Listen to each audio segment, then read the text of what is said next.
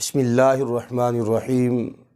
حضرت طاؤس کہتے ہیں، میں نے نبی مکرم صلی اللہ علیہ وسلم کے شہزادے حضرت امام حسن مجتبیٰ سے پوچھا، حضور آپ شب برات کو کس طرح گزارتے ہیں؟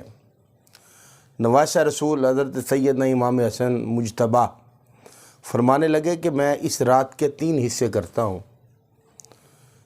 رات کا ایک حصہ درود شریف میں گزارتا ہوں، اللہ تعالیٰ کے اس فرمان پہ عمل کرتا ہوں، ان اللہ و ملائکتہ یصلون علی النبی یا ایھا الذین آمنوا صلوا علیہ وسلموا تسلیما۔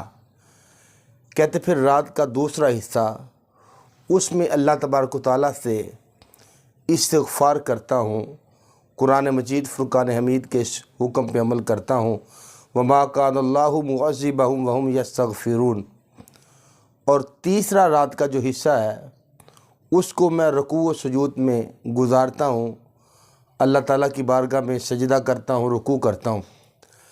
میں نے حضرت امام حسن مجتبیٰ سے پوچھا، اس کا فائدہ کیا ہے، کیا ثواب ملتا ہے؟ حضرت امام حسن مجتبیٰ فرمانے لگے، میں نے اپنے نانا جان نبیوں کے سردار کا فرمان اپنے ابا جی سے سنا ہے۔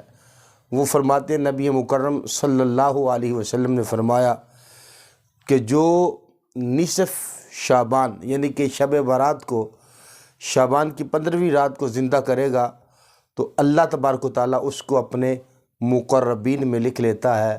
اللہ تعالیٰ ہمیں بھی اہل بیت کی طرح شب برات گزارنے کی توفیق عنایت عطا فرمائے۔